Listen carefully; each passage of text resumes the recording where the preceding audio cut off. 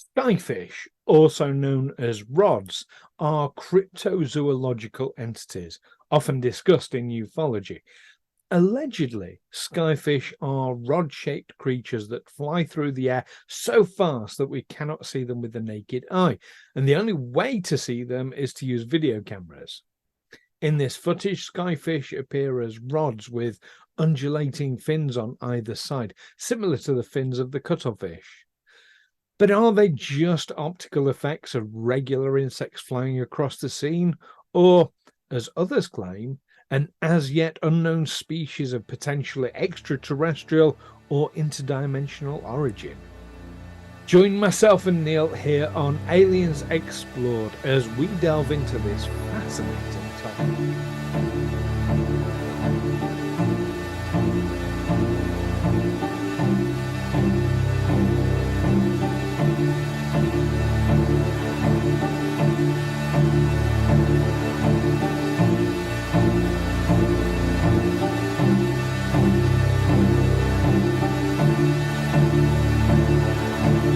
Aliens Explored is a weekly podcast exploring famous and obscure cases of UFO sightings, alien abductions and other strange events from both a believing and a skeptical perspective whilst keeping an open mind. I'm Stu Jackson, a professional actor and amateur ufologist with a particular interest in the crop circle phenomenon. I'll be debating that otherworldly visitations are real. The truth is out there. And I'm Neil Kelly. I'm a professional actor as well and used to work for the military as an intelligence analyst. I'll be arguing from a more doubtful point of view. I mean, it's all a bit far-fetched, isn't it?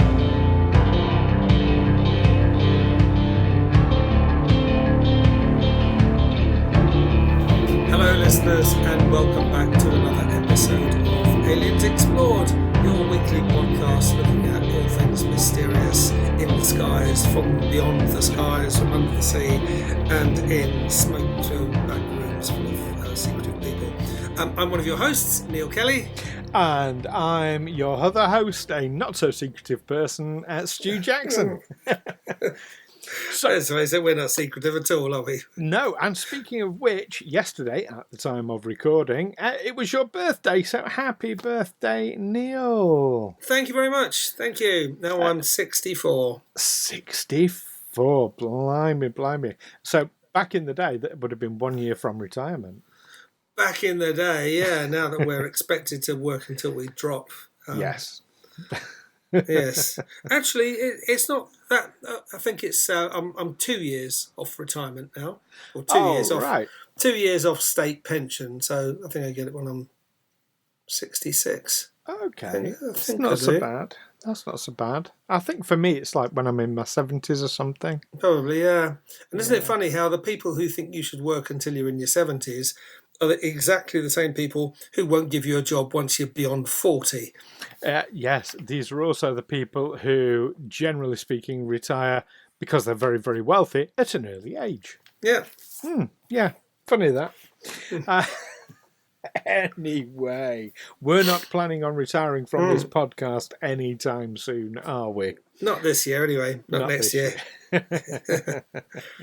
No, well, there are always more and more topics to talk about. Yeah, so why don't we get straight to it? We're talking about skyfish.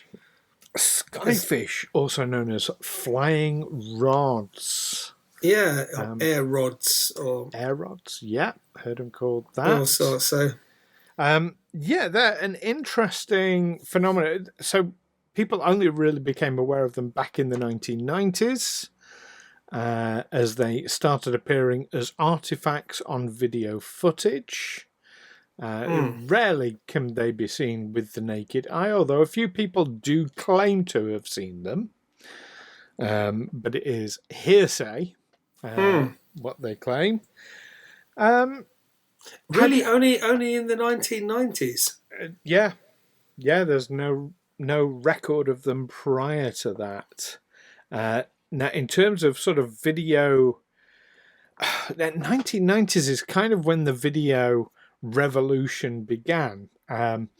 Prior to then, filming equipment like video footage.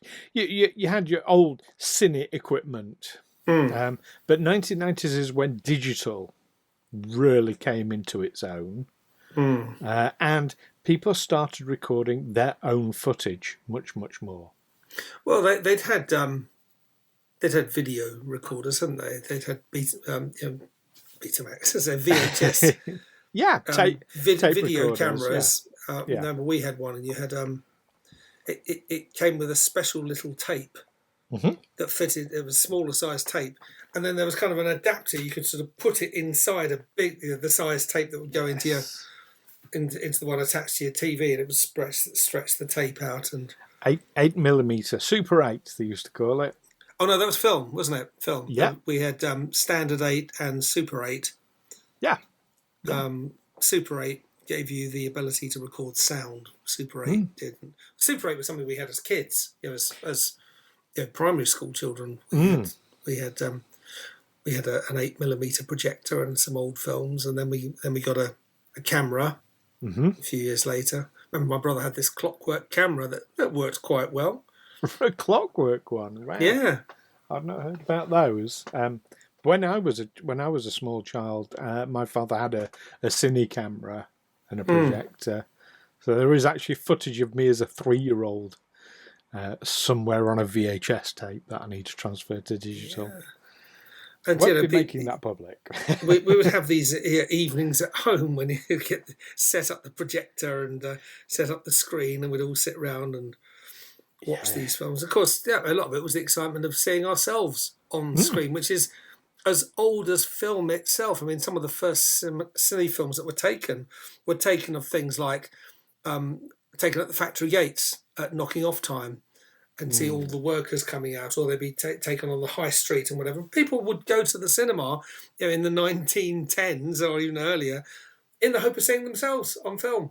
Yeah, that was their big thing. And they go back time and time again. They were hugely successful, although obviously didn't travel very far. If you shot your footage in Blackburn or Sheffield, it tended only to be watched there. Yes. The interest would only be there. But long before Andy Warhol came onto the scene with his famous quote about 15 minutes of fame. Yeah, but people were still getting there. A few seconds of fame, and they'd be excited to spot themselves.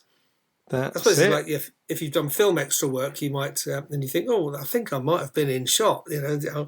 I'll go and watch it in the cinema to see myself. I've seen myself on the big screen a few times.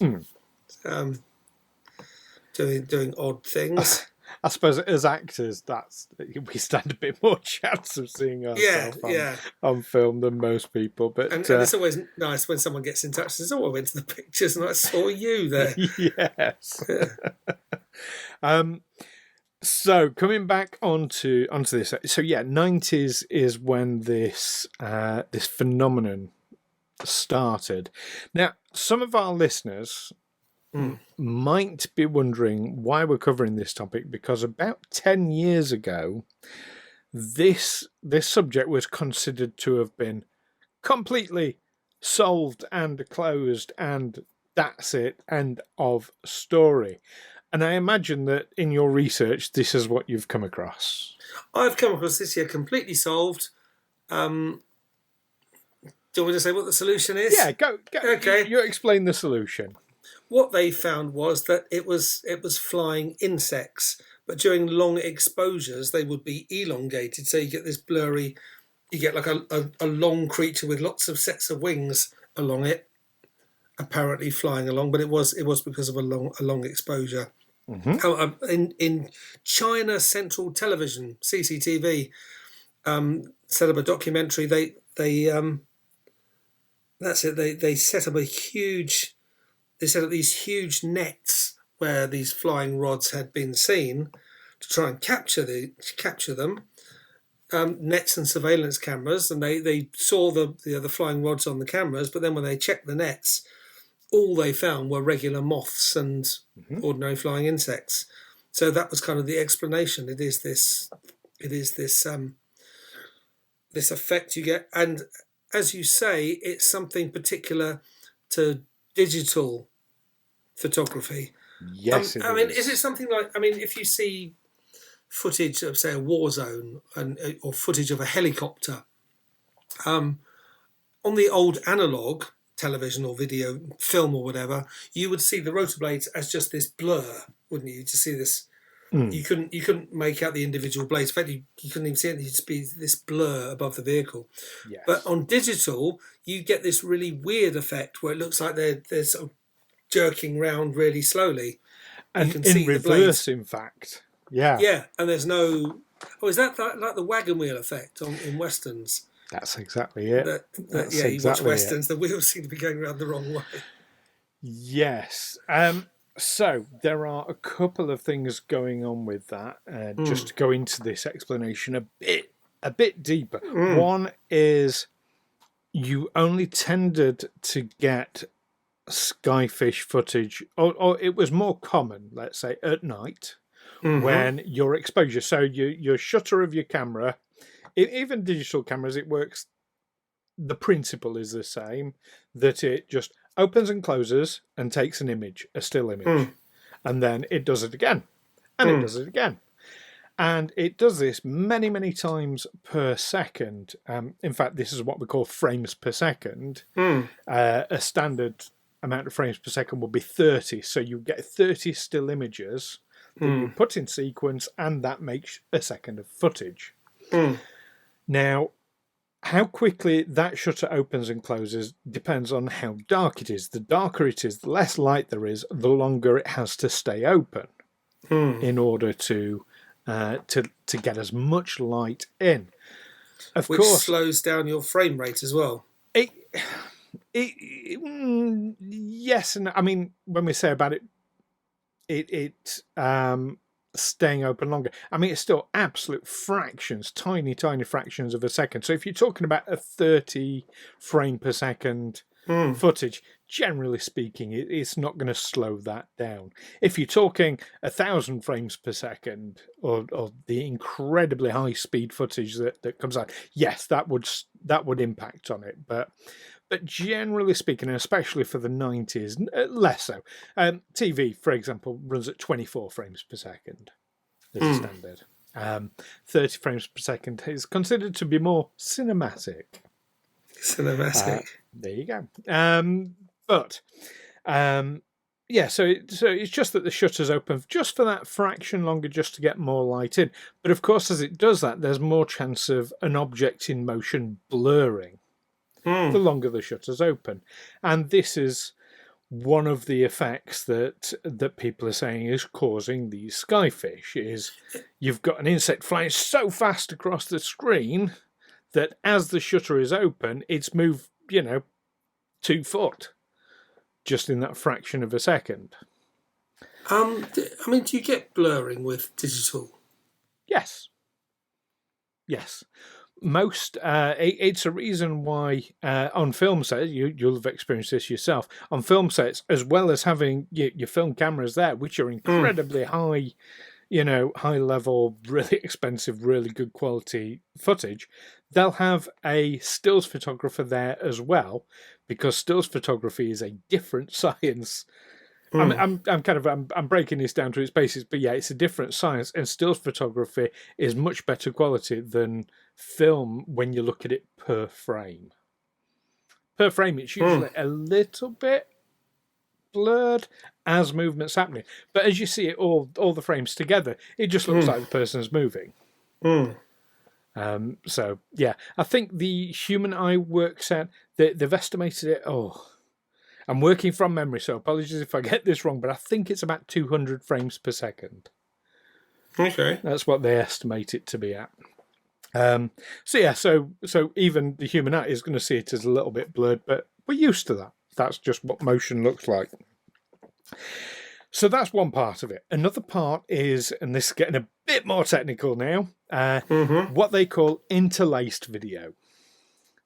So if you've got a slower frames per second, and things like CCTV footage where storage is an absolute premium, where you want as few frames as possible, they will use what's called interlaced footage. So you'll have frame 1 and frame 2, and there might be 10 frames per second in that footage. Now, to the human eye, if you just watch that, it's going to look very stuttery, very jerky. And in fact, some CTV footage does look like that. So what they do, they use a system called interlaced video, where if you've got frame 1 and frame 2, and there's a gap between them, they'll take frame 1 and frame 2 and create a third frame between them by overlaying the two images. So you get like a double exposure. Okay. And because you're seeing it so quickly, that just looks like movement, and the human eye, to the human eye, that looks fine. It reduces that stuttering And effect. I did this bizarre job once years ago, and they were calibrating the CCTV for for public transport for a bus. So I was on a double-decker London bus, and it's, as you say, they wanted to have the shutter speed going as low as possible so that the footage would last longer. That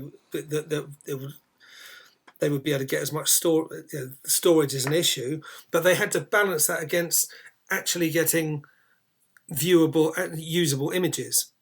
So what I had to do when they said go, I was sat behind this woman at the back of a bus. This is one of these ones, the stairs were towards the front of the bus. I had to grab her handbag and run as fast as I could down the bus, down the steps, and off the bus. And then they would check the footage to see if they actually had something usable, that they actually got the moment when I was snatching the bag off her and actually got my face. Yes, because let's say it's 1 frame per second. 1 second is a long period of time. It doesn't sound long, but in a split-second moment like that, it's important that you have enough frames to capture what's actually going on. So, so that's a perfect example there. So, all that together, it is said causes this Skyfish effect. Now, I think with the more recent revelations about orbs and about actual UAPs, it's no longer a if they exist thing. We know they exist now. That's official. That's confirmed. It's more, what are they? So in those times, I think it's worth revisiting this because there are still some anomalies.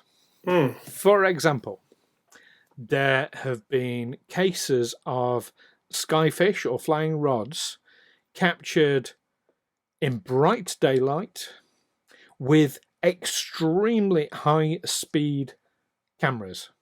So 100 frames per second.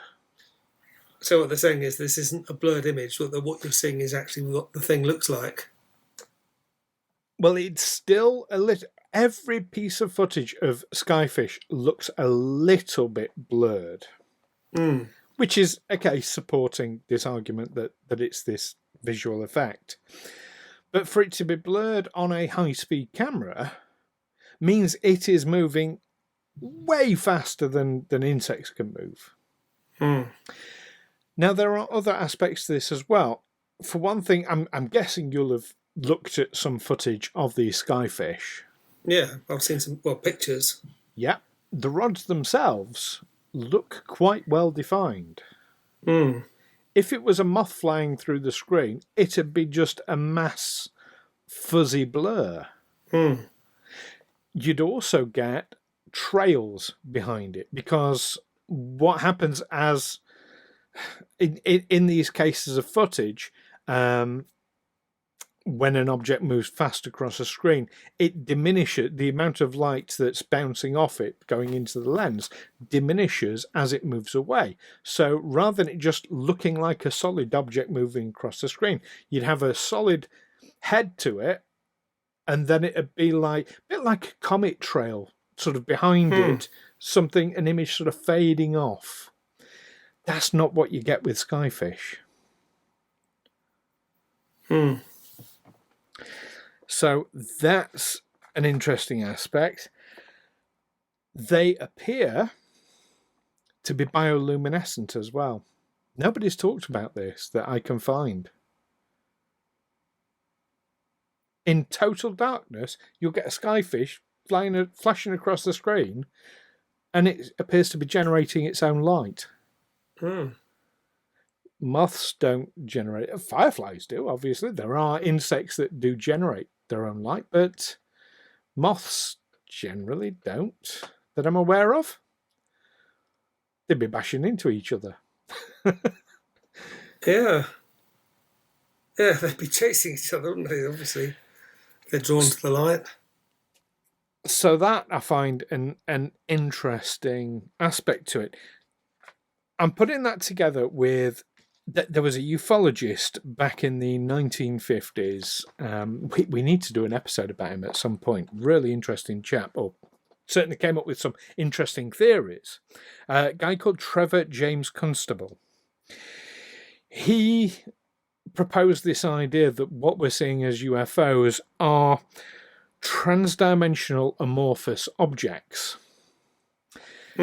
He proposed the idea that it was his belief that certain creatures, certain transdimensional creatures, could only be detected in the infrared spectrum. Now, here's another interesting aspect of cameras going digital, and back in the 90s, as they are, they started recording images that dips into the infrared in a way that had never been done before. I mean, we had infrared cameras before that, but that was all in the lens, but not in the actual recording. As cameras and optical equipment develop, they're going to develop to be able to see a range, a spectrum that's wider than the human eye can see. Yes. I mean, infrared just enables us to see. We're seeing the same stuff. It just means we can see it at night. Yeah. But it's possible that we go into there's stuff around us that we don't have the senses to perceive. Exactly. So and that we're going to develop equipment that suddenly can find these things. Which, if you look at it like with your kind of head skewed in that direction, that, you know, if these are transdimensional creatures that only appear in the infrared, then the 90s, when suddenly cameras are accessible to far more people and start capturing infrared in ways that hadn't been done before, and suddenly these things are appearing.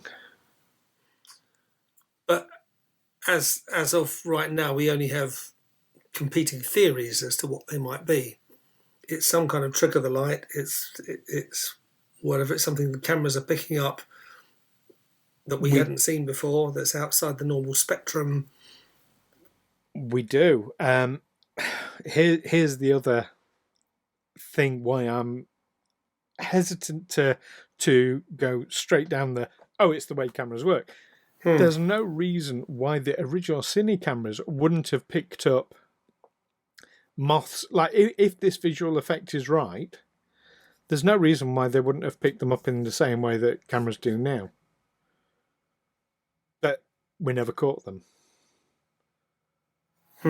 We've seen moths flying across the screen with video cameras before, certainly before the 90s. But they never had that effect, and there's no reason why they wouldn't have done if that explanation is correct. Yes, things like interlacing would enhance that effect, but you've got a square of film footage that you are exposing an image onto, and then the next one, and then the next one, and then the next one. Yeah, in that regard, digital's no different. It's just the way it's stored, the way it captures the image. That's all that's different. You're still talking about frames. Still frames. It's still doing something different and picking up these things, or has the possibility been started that actually the digital camera is creating these things out of nothing, that there's some kind of glitch in the system? I've not seen that specific theory myself. But if these are things that have only been seen by these cameras, is it possible that the camera's creating them? It's some kind of flaw? Then it should be recreatable. Yeah, there's no reason why, given the same set of circumstances, you wouldn't get them all the time. And when you do get glitches or artifacts caused by faults or Hmm. defects, things like that, um, they're static because that fault or defect stays with the camera regardless of where the camera's pointing. It doesn't Hmm. move across the lens. But are there cases where someone's making a movie, making a Hollywood movie perhaps, Mhm. and they get this footage, and they look at it back and they say, "Well, wait a minute, what's that flying across the screen? We can't use that. There's something, like a hair in the gate or whatever, but there's something there. Oh, that's ruined that take. Let's go to the next one." I mean, we Um, know that that happens. I've never heard of that happening because of Skyfish. but there must be someone thinking, "Well, what is it that's there's an awful lot of money at stake when you're Mhm. doing a take on a Hollywood film, um, especially if you're doing a big action scene or something, and then you play it back and there's all this, well, basically interference on the image, Mhm. stuff that you don't want to see there, which means you've got to shoot it again. I mean, if it's enough to ruin the shot, you'd think there will be someone looking into what is that? The director's going to say, "What is that?" And you're going to say, "Well, I don't know. It's just something we get every now and then, you know." We It's a think it great might be question. we think it might be interdimensional beings. Well, this film isn't about interdimensional beings. I don't want those. Okay, set it all up. Get some new cars. Get some new stuntmen. We're going to do another take. Usually, when there is an artifact in it's easier just to cover it up in post. So it's quite Yeah, possible that these things are happening in Hollywood films. They're just covering them up. yeah. It's a cover up. It's I've said it all a along. because this film isn't about that. Yeah. But yeah, artifacts do happen. When we talk about artifacts, we're talking about things that appear in the lens that shouldn't be there, basically. Mm. Yeah, a hair getting stuck on the lens is a classic one. You get that more Mm. on budget movies, but yeah, But you see it in old films sometimes. There'll be you can see the hair there. yes. Oh yeah, and it'll wobble about quite a Yeah. bit. Yeah, yeah. It doesn't tend to happen on you. Didn't happen in Iron Man. Yeah. So, what do you think? What do you make of these things? Having talked it through. Um, it's interesting, isn't it? It's something which, yeah, when you look it up, it's something that mystified people for a bit. Then they realised it was blurred insects flying at speed and creating this effect. And now people are saying, well, actually, no, we've got these faster cameras now and we're still seeing it, and it can't be down to that. Well, So, it's me, to be yeah. fair. People, generally speaking, are just saying, well, it's an explained phenomenon. And I imagine there's a Hmm. lot of our listeners out there who are saying the same thing. Well, it's an explained phenomenon.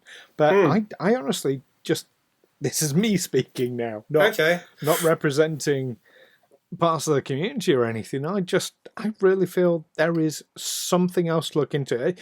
It might be a mundane explanation, but Hmm. the explanation that's given just doesn't. It's not sitting right with me. It's not Hmm. sitting right. There is more. It's still too many questions for my liking. But I still think it's more to do with our understanding of the nature of light than it is to do with a living creature or an interdimensional being, Or our understanding of the nature of the universe. Yes. or our understanding of the nature of the universe. Yeah, Yeah. that it's something that's there, it's around us all the time, like those orbs, those thousands of orbs that you can Mm. see at certain equipment. Yeah. Is that just the way light is, really, or it can be seen in a certain way? It's an interesting one to be sure, and as ever, I'd really like to hear what our listeners think about Skyfish. Like, Mm. do you listen? Do you remain convinced that it is just an optical illusion to do with cameras, or having listened to this and the discussion, do you agree with me that there's something else to it. If you had to sit on one side of the fence, Neil, which side would it be? I'm still leaning towards optical illusion. Okay. I mean, it's interesting that because it said it was an optical illusion created by a slower recording speed of a camera. The fact that they're picking up similar things, well, actually they're not similar things. There's slightly different things on faster camera speeds. The same things in some cases. Or the same things, but yeah, it can't be fully explained by the slower recording speed of a camera. So I still think it's something to do with that. I can accept that, but I just think before we rule out, not ruling anything out. No, that's it. I can't rule it out. If I had to come down on one side of the fence or the other, I'm still going with optical illusion. But I'm open to the possibility that it could be something else that's beyond our understanding right now. That's it. The mind is like a parachute. If it's not open, it's not working. Well, let us know what you think, listeners. You can contact us via the usual means to let us know. You can email us, aliensexplored@gmail.com. You can find us on Facebook, Twitter, or X as it is now. And of course our YouTube channel as well. If you search Aliens Explored and do give us a like and subscribe on there, that would be fantastic. Join us next time though, when we will be going back to 1994 Zimbabwe, and we will be discussing a very important case in ufology history, the Ariel School incident. So you don't want to miss that one. In the meantime, keep watching through those camera lenses, with the naked eye, through telescopes and everywhere else, but just make sure you keep watching those skies. Take care for now. Catch you next time. Bye-bye.